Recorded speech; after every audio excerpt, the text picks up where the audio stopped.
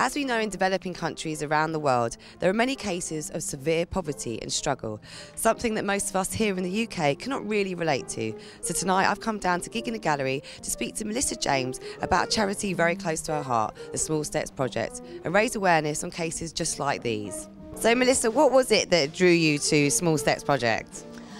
Goodness, I was driving, and it was around this time last year that I was in the car, the radio was on, and I heard this woman talking about the charity work that she was doing and what drew her to leave her job as a celebrity journalist in order to start helping people who live on rubbish dumps.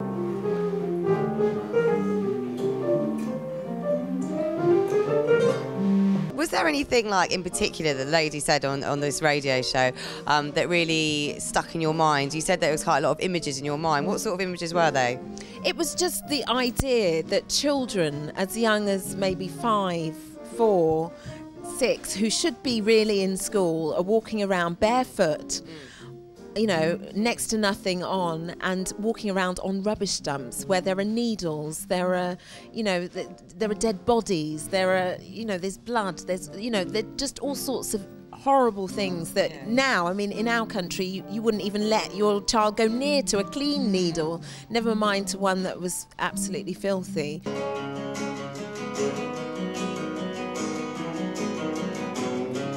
Katie, I know you think you're right, but you need to listen.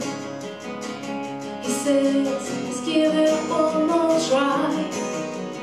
We visited in both Cambodia and in Vietnam dump sites. There I saw children bathing in water that you wouldn't even go near. It smelt, the stench was unbelievably bad. And they were having babies, and they were, that was their life, and they knew nothing else. And the charity that we were working with there was actually trying to repatriate them into villages where they would actually have a better life. But they all smiled, they were very happy. You can't undo what's already done. You have a choice, you don't have to run. We've got some fantastic auction prizes to auction tonight. We have Boy George's hat, which is quite awesome, along with lots of other items that we've secured from local businesses in the area. So the way I see what Melissa's doing with Gig in a Gallery, it's music and art and philanthropy coming together, but it's also local community, so it's bringing the local community into the whole mix. Things you want may not come easy. You have to work damn hard to send you out of your mind. So don't give up when you're taking crazy. Just try to remember it to get better sometime. You know that it's a great damn struggle. If you go and visit a dump, how does it make you feel, and what sort of things do you see that are quite shocking? What's shocking, of course, is to see the children. This is really, I think nobody can, you know, just not react to this, and how you feel about it is you think this so little could help already, you know, very quickly people to get out of this situation. So basically you want to act. Always be right there on your long way home, on your long way home, on your long way home, on your long way home. After attending Gig in the Gallery and hearing about Small Steps Project, I realised how important this cause is and how little we know about rubbish dumps in the developing world. So today I've come down to Small Steps to speak to Amy, the founder, and find out more. So how do you actually help these families in rubbish dumps?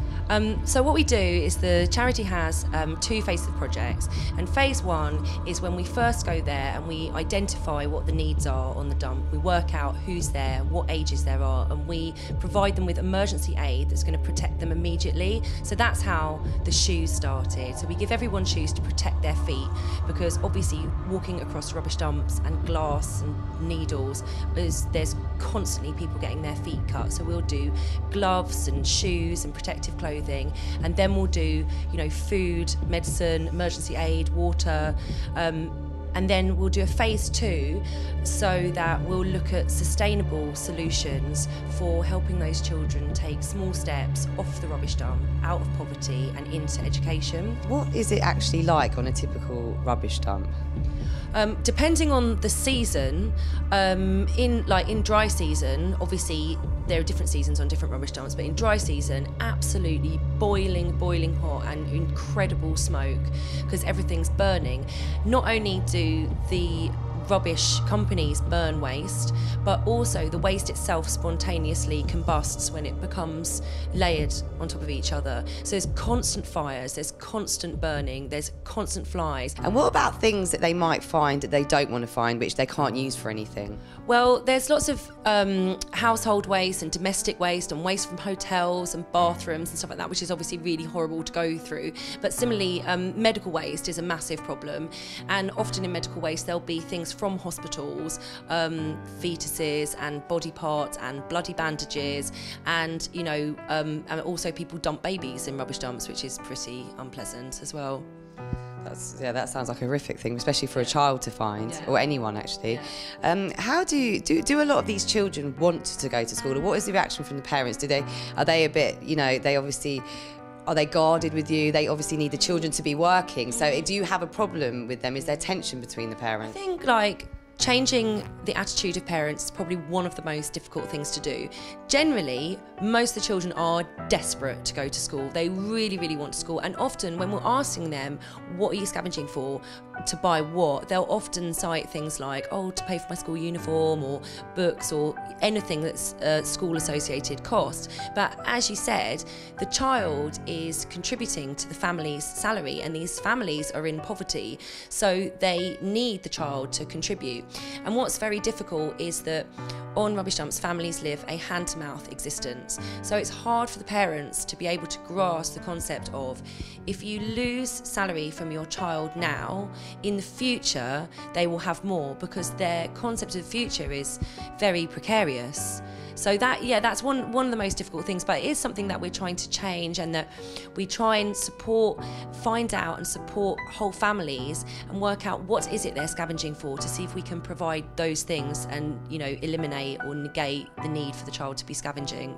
For decades, masses of waste has been smothering and spoiling our earth. It is a tiny 5% of the world's population, Westerners, creating a huge 90% of this waste. An average of 250 to 400 pounds worth of edible food gets binned yearly per household in the UK. We create over 100 million tonnes of waste per year. 1 tonne is equivalent to the weight of a hatchback car. People like us in developed countries that consume commercial products and throw away mounts of rubbish daily, with a roof over our heads and shoes on our feet, really do need to stop and think.